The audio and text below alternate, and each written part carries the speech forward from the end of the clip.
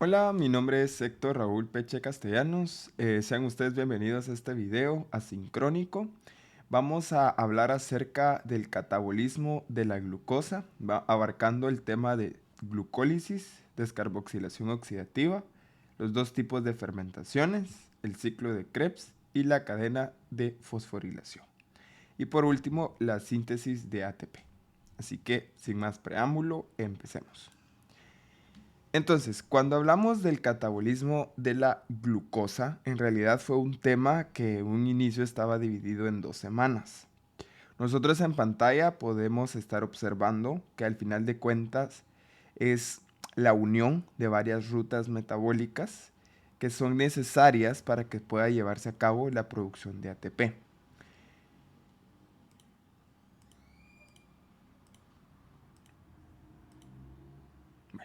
De antemano nosotros tenemos que recordar que la glucosa como tal es un componente o es un compuesto que nosotros como tal, los seres humanos, no somos capaces de producirlo porque no somos organismos de tipo autótrofos, sino que somos organismos de tipo heterótrofos. Eso significa que nosotros tenemos que obtener esa glucosa a través de nuestros alimentos. Y pues tal y como pudieron observar en el video de los mecanismos de transporte, pues hay diferentes maneras en cómo la glucosa puede ingresar a nuestro cuerpo. Entonces, recordémonos de que cuando hablamos de catabolismo, estamos hablando de reacciones de tipo exergónicas. ¿Eso qué quiere decir? Que su delta G o el cambio de energía libre es negativo debido a la pérdida o a la liberación de energía.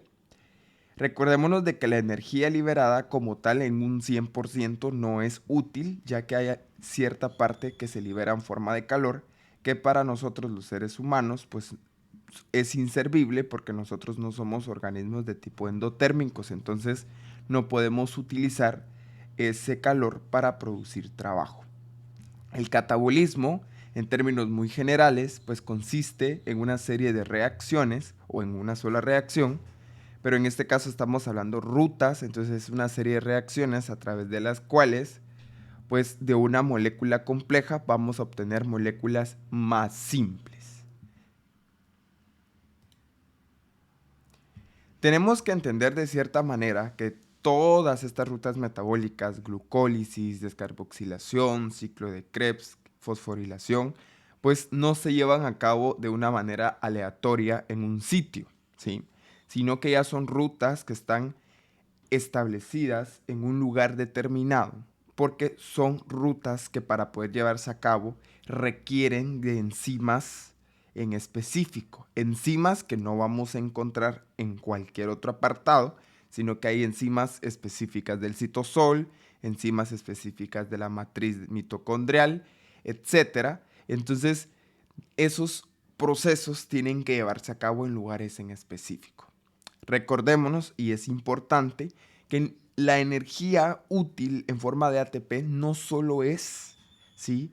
Eh, obtenida a través de la glucosa, sino que también puede ser obtenida a través de proteínas, a través de lípidos, pero ese es un tema que primeramente Dios el próximo año en bioquímica nos va a interesar. Entonces hablemos del primer proceso, que es la glucólisis. En términos muy generales, la glucólisis es un proceso a través del cual de una glucosa nosotros obtenemos piruvato. ¿Sí? El resultado final de la glucólisis es piruvato. Entonces, este es un proceso que es bien característico y es que cuando nosotros, en realidad al proceso en general, desde convertir glucosa hasta dióxido de carbono, agua, ¿sí? Nosotros le llamamos respiración. Y uno la respiración la asocia a oxígeno, a dióxido de carbono, pero la glucólisis es parte de ese proceso de respiración, pero es un proceso anaerobio. ¿Eso qué quiere decir?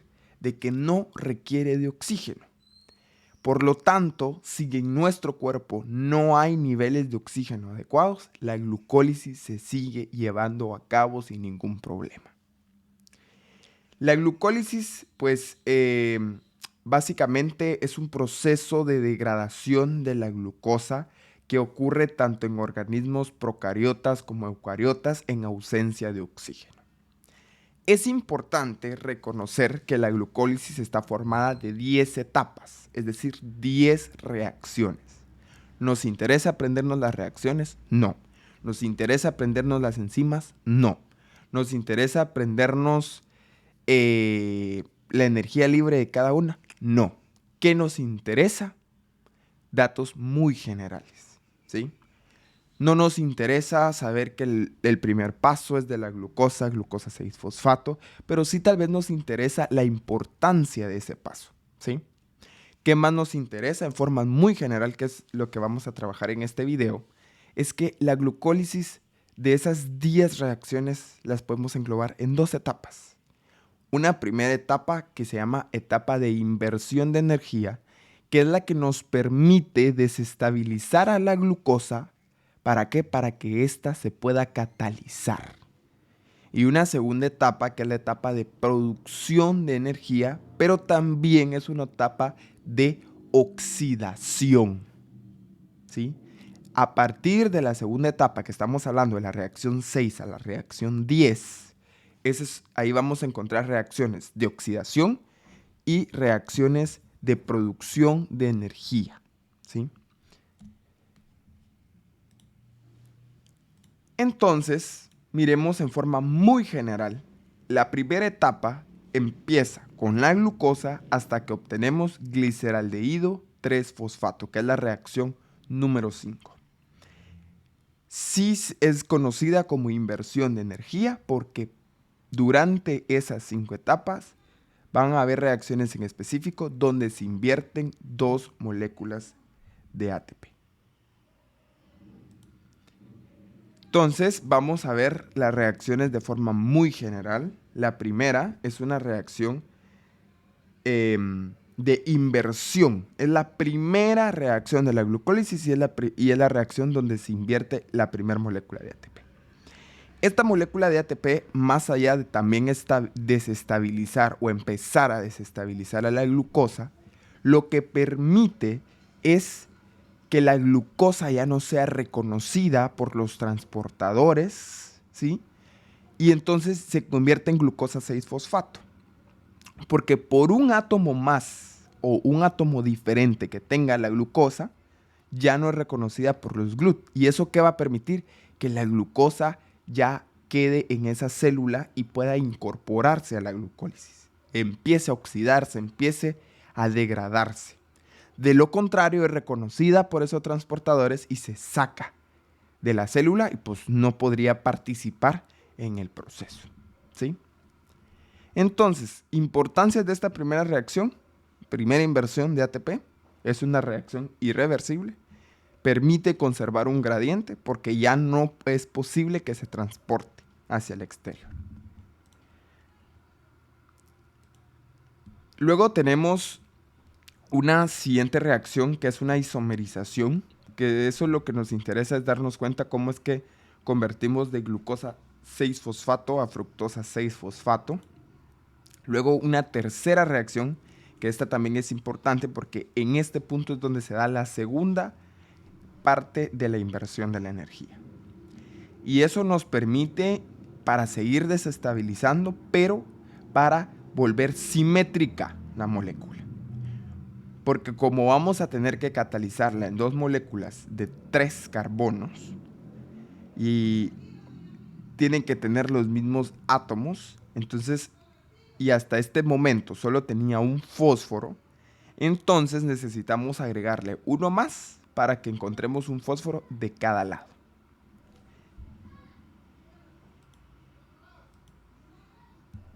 Luego tenemos el rompimiento, la primera reacción de catálisis como tal, en el que debido a que la fructosa 1,6 bifosfato es una molécula altamente cargada energéticamente hablando, esta la vamos a catalizar y entonces se va a dividir en dos moléculas, en dos trímeros, ¿sí? En triosas, perdón. Una que va a ser dihidroxiacetona, fosfato, y la otra que es gliceraldehído 3-fosfato.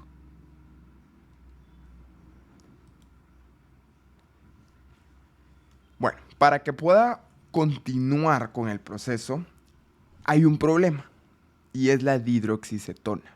Porque esta tiene que convertirse a gliceraldehído 3-fosfato. Entonces necesita pasar por un proceso de isomerización. ¿Y cómo se puede isomerizar? Pero si eran diferentes, sí. Pero eran isómeros. ¿Por qué? Porque tenían exactamente los mismos átomos. La misma fórmula molecular, la de hidroxiacetona y el gliceraldehído 3-fosfato.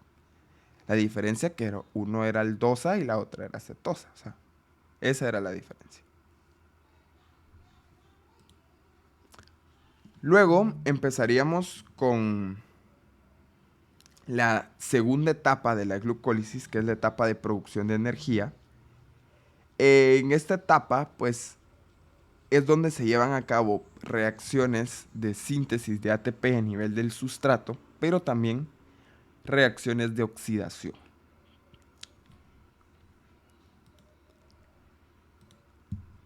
Entonces, en la reacción número 6, que es donde se convierten los gliceraldehído 3-fosfato a 1,3 bifosfato glicerato, acá es donde se lleva a cabo la primer reacción redox, ¿sí? Una reacción donde el gliceraldehído se oxida y la coenzima NAD se reduce, ¿sí? Y eso pues ocurre por el intercambio de electrones que luego tienen que ir a desecharse o ir a depositarse, mejor dicho, a otra cadena para que se pueda obtener también de esa manera ATP, ¿sí? Entonces en esta reacción se obtiene un NADH por cada gliceraldehído y en total entonces obtendríamos 2 NAD. Luego, en la reacción número 7 se lleva a cabo la primera reacción de síntesis de ATP a nivel de sustrato, es decir, que no necesitan como tal de la cadena fosforilativa, sino que utilizan ADP y fosfato inorgánico, que en realidad es uno de los fosfatos que está contenido en el bifosfoglicerato, ¿sí? Se le llama fosforilación a nivel del sustrato porque es una reacción o es una ruta directa para producción de ATP. Luego ocurre una reacción número 8, que es una reacción de isomerización, y una reacción 9, que es de deshidratación. Esto sí tal vez es como de identificar, no tanto el número de reacción ni entre qué y qué otro, cuál era el reactivo y cuál era el producto, cuál era la enzima, sino cuántas reacciones de oxidación, cuántas reacciones de hidratación, cuántas reacciones de descarboxilación y así sucesivamente. Luego tenemos la última, que es la hidrólisis del fosfonol piruvato, que acá nuevamente vuelve a ocurrir una fosforilación a nivel del sustrato. Es la segunda ruta directa que ocurre durante la glucólisis y por cada ruta directa pues se obtiene un ATP a nivel del sustrato, pero como recordémonos que a partir de la quinta reacción pues ya los productos se tendrían que multiplicar por 2, entonces ocurrieron 2 rutas directas, 2 ATP por cada gliceraldehído. Sin embargo, hay que ver mucho la pregunta. Si nos lo hacen, ¿cuántos ATP a nivel del sustrato se producen por gliceraldehído? ¿O cuántos ATP a nivel del sustrato se producen por glucosa? Si es por gliceraldehído, serían 2. Y si es por glucosa, es en total 4. Sin embargo, ahorita vamos a ver esa parte, tenemos que evaluar el tema del rendimiento. En total nosotros podemos darnos cuenta que se producen 4 ATP. En total. Sin embargo, en la primera etapa de la glucólisis se invirtieron dos. Significa que una hubo...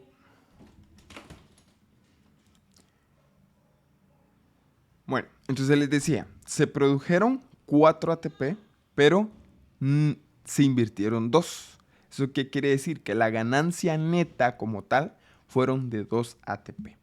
¿Qué otros productos hay? 2 piruvatos, ¿sí? Porque la última reacción, si se recuerda, en la última reacción el resultado era piruvato, ¿sí? Entonces, también de la glucólisis, otro de los productos son 2 piruvatos. NADH, únicamente vimos una reacción de oxidación o redox, donde hubo transferencia de electrones. Sin embargo, como ocurren, o sea, se tienen que multiplicar por 2, en total se producen 2 NADH. Más adelante vamos a entender, pero en términos muy generales podemos decir que por cada NADH se producen 3 ATP. Sin embargo, en realidad va a depender mucho. ¿Por qué? Porque estos NADH que se produjeron a nivel del citosol no pueden ingresar directamente a la matriz de la mitocondria, que es el lugar donde tienen que ir a depositar los electrones. Entonces necesitan de unos mecanismos llamados lanzaderas, y dependiendo la lanzadera que utilicen, es el rendimiento, ¿sí? Porque hay una lanzadera donde se producen 3 ATP y hay otra que solo se producen 2. Entonces, por eso es de que se dice que en total la respiración produce de 36 a 38 ATP. Porque 36 cuando utilizan esa lanzadera de 2 y 38 cuando utilizan la lanzadera de 3, que la vamos a entender un poquito más adelante.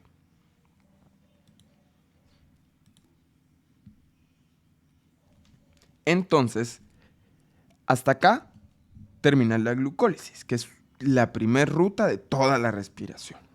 Sin embargo, luego de eso hay que considerar algunas situaciones. Y es aquí donde empieza a importar el nivel de oxígeno.